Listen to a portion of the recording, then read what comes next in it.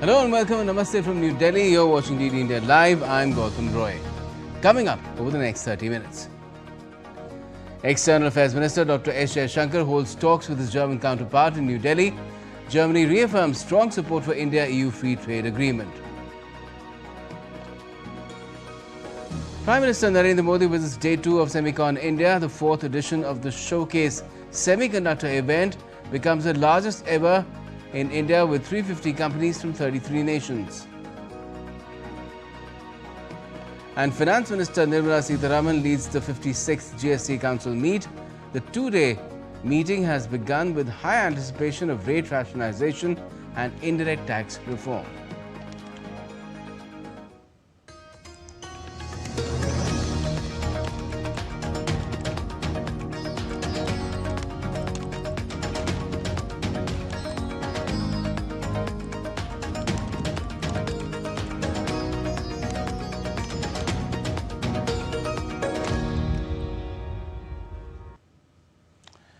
India's External Affairs Minister Dr. S. Jaishankar has held talks with the visiting German Foreign Minister Johann David Wadephul in New Delhi. The talks focused on boosting ties in areas of economy, climate change, defence and technology. Dr. Jaishankar highlighted that the bilateral trade between India and Germany reached nearly 50 billion euros last year. Referring to German Foreign Minister's confidence in doubling the trade, Minister Jaishankar assured that India fully reciprocates that sentiment. Our two-way trade last year was almost 50 billion euros. Minister Wadephul is on record. I saw one of his interviews where he said that he was very confident we will be doubling our trade. Let me assure him that India fully reciprocates that sentiment. It looks forward to working with the government, with the German government. And I want to reiterate that we remain fully committed to continuously improving the ease of doing business in this country. And I assured the minister today that any concerns that German companies may have in India, coming to India, establishing themselves, working here, we would be prepared to give it special attention. The External Affairs Minister emphasized that lowering tariffs and exploring other ways of expanding business and economic cooperation is in mutual interest of both the nations, noting that India-EU FTA negotiations will move to a decisive conclusion soon. Our conversations and our negotiations predate anything which has happened this year. It's something which has been going on for multiple years. And it's in our mutual interest that we lower tariffs and we find other ways of expanding our business and economic cooperation. Obviously, in today's climate, those efforts acquire a greater urgency. That's quite apparent. But it is an ongoing conversation, and I share the minister's desire, and in a way, I would even say optimism that we would like now the FTA negotiations. We hope that another round takes place fairly soon. We would like this to move to a decisive conclusion in the coming days, and we believe that this would be in our mutual interest. It will help stabilize the global economy. It will be a big factor there. It will be a kind of one of the elements of a ballast which today the world economy really needs.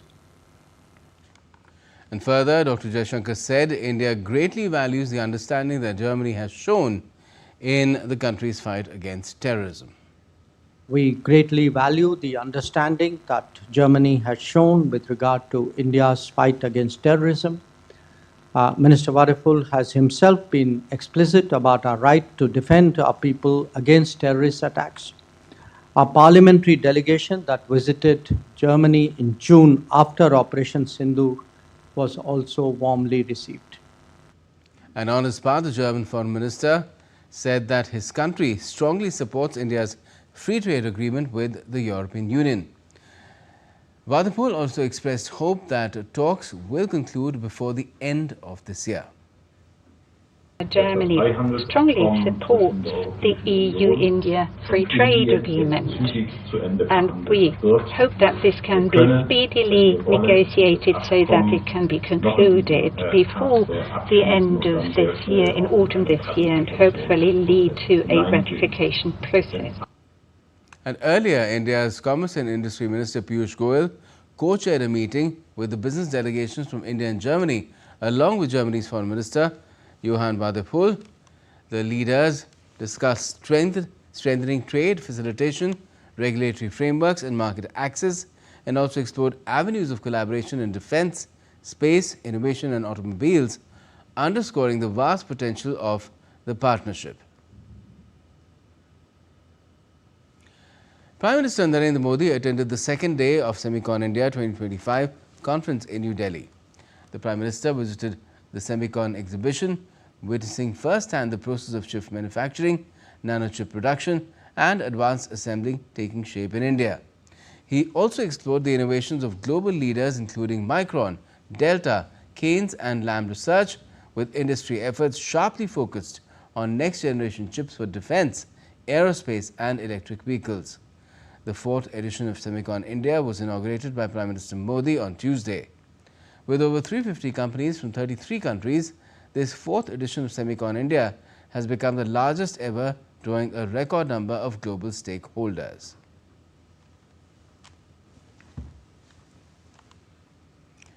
A homegrown chip maker, Polymatech, is making waves in the semiconductor space with India's first fully automated dark factory. Specializing in opto semiconductors and memory modules, the company is showcasing cutting-edge solutions at Semicon India 2025. Opto semiconductors have wide applications from aircraft and metro trains to mining stations and traffic lights. Iswara Rao Nandam, founding president of Polymatech, spoke exclusively with DDD's Apat Bhattacharya about this pioneering leap in chip technology.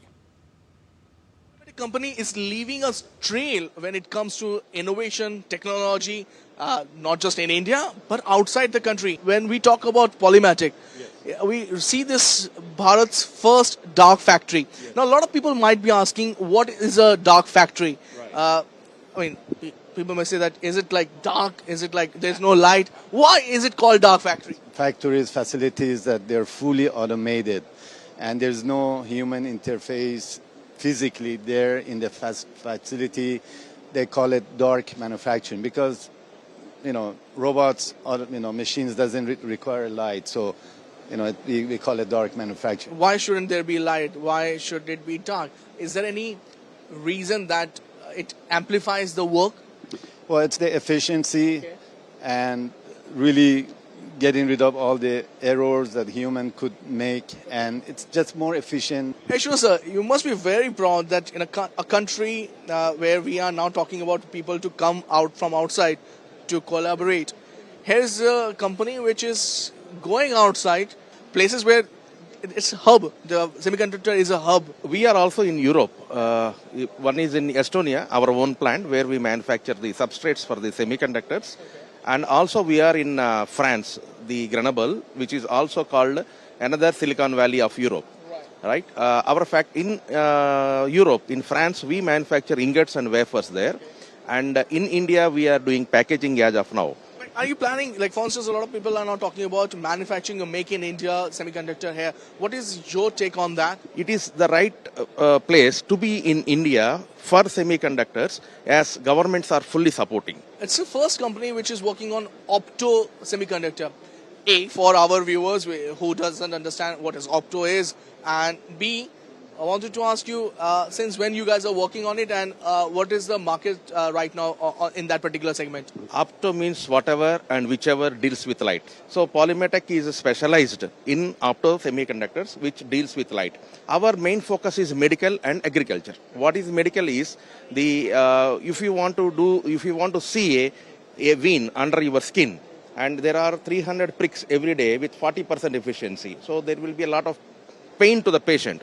So our vein finders, you just put it and it is 100% accurate. We are also working on agriculture, photosynthesis lights, aquaculture lights, hatcheries lights. These are all different lights we have, and it has huge market.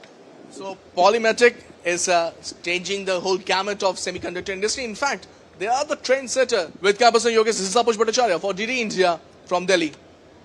Now, the 56th GST Council meeting led by Finance Minister Nirmala Sitharaman is on in New Delhi. The two-day council meet brings high expectations for rate rationalization, potentially eliminating the 12% and 28% GST slabs in favor of an 18% and 5% structure with a 40% slab for sin goods. According to the centre's plan, 99% of items currently under the 12% slab will be shifted to 5%, while 90% of the items taxed at 28% will move to 18%. Only a handful of luxury and demerit goods will be subject to the proposed 40% rate.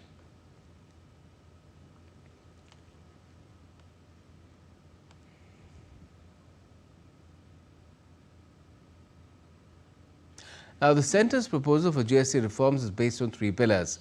Pillar 1 of structural reforms involving inverted duty correction, resolution of classification issues and ensuring stability and predictability. Pillar 2 involving rate rationalization by reducing taxes for common use items and aspirational goods, reduction of slabs and subsuming compensation cess. And Pillar 3 for ease of living by streamlining the process for registration, returns and refunds.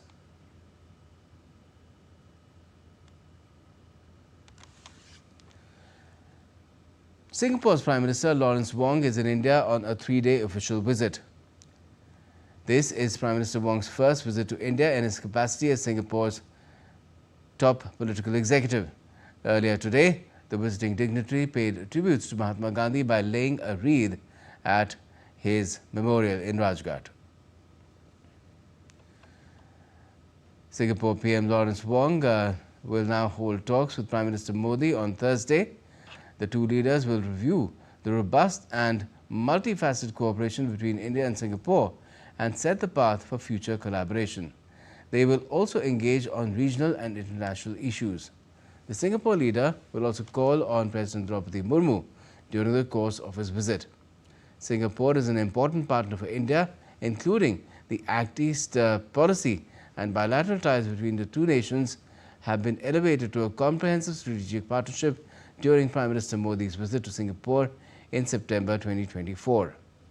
As India and Singapore celebrate 60th anniversary of diplomatic relations, Prime Minister Wong's visit is aimed at further strengthening comprehensive strategic partnership between the two nations. Indian Finance and Corporate Affairs Minister Nirmala Sitharaman met Prime Minister Wong in New Delhi on Tuesday. Nirmala Sitharaman welcomed the Singaporean PM on his first official visit to India in that office. In a post on social media on Tuesday, the Ministry of Finance said that the discussion centered on enhancing cooperation in critical areas including trade and investment, fintech, skill development, sustainability, healthcare and connectivity. Both the sides also expressed a firm commitment to deepen collaboration, marking a pivotal moment as India and Singapore celebrate 60 years of diplomatic relations.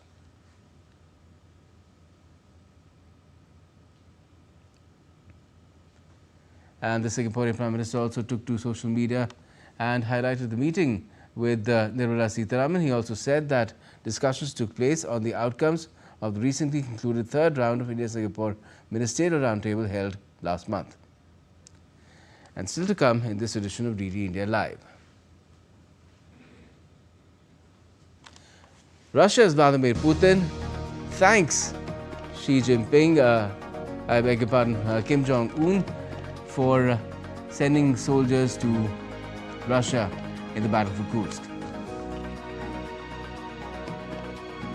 A US judge blocks Trump administration from using military to fight crime in California. And in quick hit Afghanistan, military ramps up efforts to deliver food, shelter and medical supplies.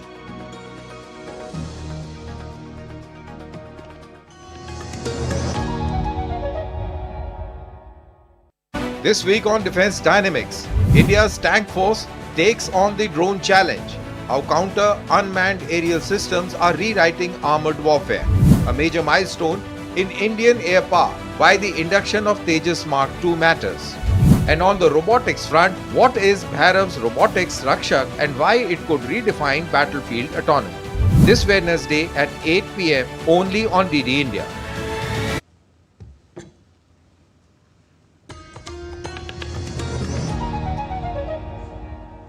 Welcome back. You're watching DD India Live. I'm Gautam Roy. Now, Ukrainian President Volodymyr Zelensky arrived in Denmark on Wednesday to participate in a meeting with Nordic and Baltic leaders. Denmark's Prime Minister Mette Frederiksen will host the meeting in Copenhagen. Zelensky is expected to press for stronger pressure on Moscow after Russian forces launched a sweeping air attack on Ukraine overnight, damaging energy and transport infrastructure.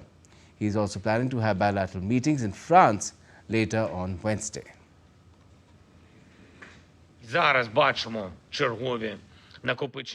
And now we see another buildup of Russian forces in certain sectors of the front. Only he refuses in any way to be forced into peace. Russia continues to launch strikes. Of course, we will respond to this. Respond asymmetrically, in particular so that Russia clearly feels the consequences of its brazenness. And we continue to work with partners to increase pressure on Russia, and this will happen. Russia hears nothing but force and will continue lying until its losses are strong enough. And NATO chief Mark Rutte said on Wednesday that he expected talks between European leaders in Paris to firm up plans on security guarantees for Ukraine. French President Emmanuel Macron and British Prime Minister Keir Starmer will co-host Thursday's virtual meeting of leaders of mainly European allies who've been working on security guarantees for Ukraine. Ukraine's President Zelensky will attend the talks in Paris. European leaders have made it clear such a force will only be feasible with U.S. support. U.S. President Trump has promised this last month, but Washington is yet to spell out what it is willing to contribute. An International Monetary Fund mission has begun work in Ukraine as Kyiv scrambles to plug a widening wartime budget gap for next year. With military spending soaring as the conflict grinds on, the financial shortfall is only deepening. Ukraine already has a 4-year, $15.5 billion lending program with the IMF, under which it has received more than $10 billion so far. Russian President Vladimir Putin on Wednesday thanked North Korea's Kim Jong-un for helping Russia oust Ukrainian soldiers from the Kursk region, saying they fought heroically. In a meeting with Kim in Beijing, Putin also praised their country's trust and friendship and said that sending the troops was the North Korean leader's idea. North Korea has become one of Russia's main allies since Moscow attacked Ukraine 3.5 years ago, sending thousands of soldiers and container loads of weapons to help the Kremlin push Ukrainian forces out of western Russia following Kyiv's shock incursion last year. U.S. President Donald Trump has accused Chinese President Xi Jinping of conspiring against the U.S. with the leaders of Russia and North Korea. Trump's comments came as China hosted world leaders at its largest ever Victory Day parade in Beijing on Wednesday. In a post on Truth Social, Trump wrote, and I quote, "Please give me my warmest regards to Vladimir Putin and Kim Jong-un as you conspire against the United States of America." In response to Trump's remarks, the Kremlin said that Vladimir Putin was not conspiring with China's Xi and North Korea's Kim against the U.S. Kremlin foreign policy aide suggested that perhaps President Donald Trump was being ironic with his criticism. As Donald Trump threatens to send troops to more U.S. cities, a federal judge has blocked U.S. President Trump's administration from using the military to fight crime in California. San Francisco-based U.S. judge, that is District Judge Charles Breyer, found that the Trump administration willfully violated a law known as the Posse Comitatus Act, which sharply limits the use of military for domestic enforcement by employing troops to control crowds and bolster federal agents during immigration and drug raids. The administration deployed 4,000 National Guard members and 700 active-duty U.S. Marines to Los Angeles in June. Tuesday's ruling dealt a setback to Donald Trump's push to broaden the role of the military on U.S. soil, which critics say is a dangerous expansion of executive authority that could spark tensions between troops and ordinary citizens. And Donald Trump said on Tuesday that he plans to send U.S. National Guard troops to fight crime in Chicago, but declined to offer a specific timing of the deployment. Chicago Mayor Brandon Johnson said over the weekend that Chicago police will not collaborate with any National Guard troops or federal agents if Trump deploys them to the city in the coming days, as he has threatened in the past. We receive calls from governors and mayors saying they need help. We'll help them. We have a lot of people. We have a great force. We have a great military force, you know. The landmark trial of former Brazilian President Jair Bolsonaro entered its final phase as the Supreme Court began hearing closing arguments. This year, Bolsonaro has cancelled a series of public events due to his health issues. The former president was hospitalized for 3 weeks in April due to abdominal surgery to treat an intestinal obstruction. Meanwhile, Brazil's President Luiz Inácio Lula da Silva has said that he expects justice to be served. Lula also spoke about the role of Donald Trump in the case, which he called meddling in another country's justice system. Trump has cited the case as the primary justification for imposing 50% tariffs on many Brazilian goods and cancelling the U.S. visas of most Brazilian Supreme Court judges. In Pakistan, over a dozen people were killed in 3 attacks on Tuesday, including 14 who died after a suicide bomber targeted a political rally in the southwestern province of Balochistan. Dozens of people were wounded in that explosion, which took place in the parking lot of a stadium in the provincial capital, Quetta, where hundreds of members of the Balochistan National Party had gathered. Government officials said the rally was held to commemorate the anniversary of the death of Sardar Ataullah Mengal, a nationalist leader and former provincial chief minister. The officials said that Mengal's son, Sardar Akhtar Mengal, who was in attendance, is safe, adding that another 30 people were injured. And in another attack in Balochistan near the border with Iran, 5 lives were lost on Tuesday, while 6 soldiers were killed after a suicide attack on their base in Khyber Pakhtunkhwa province. The regional police chief said that the suicide bomber rammed his explosive-laden car into the boundary wall of the base in the town of Bannu early on Tuesday, causing an explosion that allowed other attackers to enter the compound. The police statement blamed the attack on Islamist terrorists without naming any group. And quake hit Afghanistan, rescue and relief efforts continue on Wednesday as the military ramped up efforts to deliver food, shelter and medical supplies. Airdropped commandos have been deployed to pull survivors from the rubble of homes in the mountainous eastern areas. At least 1,400 people have been killed in the first earthquake of magnitude 6.0 on Sunday that ravaged the northeastern part of the country. A second quake, or an aftershock of 5.5 magnitude on Tuesday, caused panic and interrupted rescue efforts as it sent rocks sliding down mountains and cut off roads to villages in remote areas. And in response to the devastating quake in Afghanistan, India continues to extend support. External Affairs Minister Dr. S. Jaishankar shared some photographs on social media as India sent 21 tons of humanitarian assistance to the quake-hit country. The consignment included a wide range of relief materials, including basic necessities. The minister added that India would continue to monitor the situation and provide more assistance in the coming days.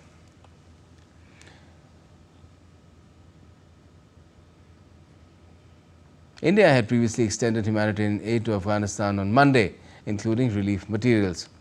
And India will continue to monitor the ground situation and send more humanitarian aid over the coming days. That's what's been promised. The UK government has moved to crack down on high caffeine energy drinks. From now, sales to anyone under 16 in England could be banned. A 12-week consultation will now gather evidence from experts, the public and retailers as well as manufacturers. While most supermarkets already follow a voluntary ban, the government now wants to make it law. Currently, drinks with more than 150 milligrams of caffeine per litre only carry a warning label advising against use by children. Sports now, and in football, German midfielder Ilkay Gundogan has left the English club Manchester City to join the Turkish champions Galatasaray. Gundogan made 358 appearances across 2 spells with City, scoring 65 goals. He won 14 trophies including the Premier League, the FA Cup and the Champions League treble in 2023 when he captained the side. Gundogan initially joined City from Borussia Dortmund in 2016 before moving to Barcelona in 2023. He returned to Manchester City for the 2024-25 campaign, scoring 5 goals from 54 games across all competitions. Galatasaray announced that they had reached an agreement with City for the free transfer of Gundogan until the end of 2026-27 season. Portugal's Football Federation paid homage to late footballers Diego Jota, André Silva and Jorge Costa. The families of the players received medals, diplomas and awards from Portuguese Prime Minister Luís Montenegro and President Marcelo Rebelo de Sousa. Later, 2 sculptures with jersey numbers of Jota and Costa were unveiled at the sports complex. As a tribute, Jota's number 21 jersey was given to his close friend and former Wolves and Porto teammate Ruben Neves to wear in the future fixtures. And that's all we have from all of us here on DD India in this edition of DD India Live, and we leave you with the rhythm and passion of Buenos Aires, where the World Tango Tournament wrapped up with thousands of artists celebrating Argentina's iconic dance. Even the winners turned out to be Argentinians.